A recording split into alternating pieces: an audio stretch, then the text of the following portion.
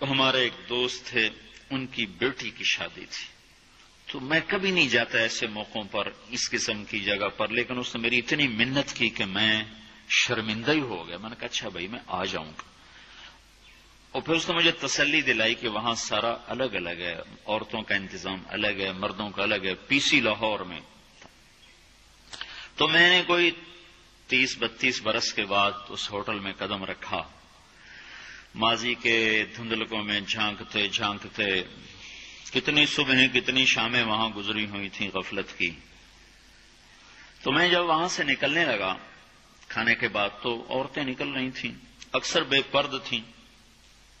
تو وہاں گیلری میں مجھے کسی نے روک لیا، وہ مجھ سے بات کرنے لگ گیا. میں کھڑا ہو گیا. دائیں بائیں کچھ اور عورتیں کھڑی تھیں. اتنے میں سب کی نظر پیچھے لگی، عورتوں کی بھی مردوں کی بھی. تو مجھے سمجھ میں نہیں آیا کہ یہ نظریں پیچھے کیوں اٹھ رہی. کیا دیکھا، میرے قریب سے ایک خاتون گزری جو سر سے لے کر پاؤں تک مکمل برقعے میں، ہاتھوں پہ بھی دستانے تھے اور پاؤں میں جرابیں تھیں، اور ایک بالکل سادہ سا برقع انہوں نے پہنا ہوا تھا. جب وہ گزری ہے تو ایک دم سناٹا چھا گیا، سارے عورتوں پر بھی سارے مردوں پر بھی. تو مجھے اس وقت خیال آیا کہ یہ حق ہے. یہ سورج جب چمکتا ہے تو ہر ایک کو اس کی روشنی نظر آتی ہے. وہ عورت اتنے اعتماد سے گزری، ورنہ ایسے ماحول میں تو جنہوں نے پردے کیے ہوتے ہیں وہ پردے اتار دیتے، سر سے دوپٹے اتار دیتے. وہ اس میں اس طرح گزری، سب کی نظریں شرم و حیا سے جھک گئیں. وہ عورتیں جن کے دوپٹے کہیں جا رہے تھے ان کی بھی نظریں شرم و حیا کی وجہ سے جھک گئیں. یہ مسلمان عورت کی پہچان ہے.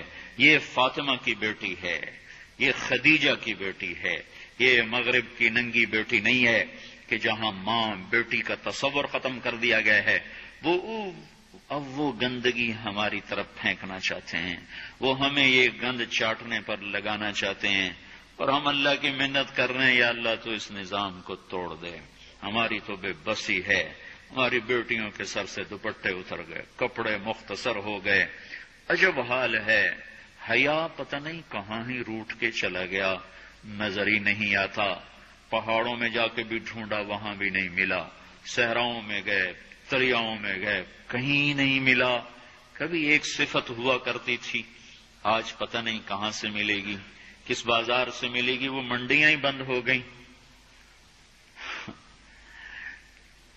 جس قوم کی بچیاں ناچ گانے کو اپنا شعار اور شوق بنا لیں، ان کی نسل سے اب خالد بن ولید نہیں پیدا ہو سکتے، ناچنے والے ہی پیدا ہوں گے.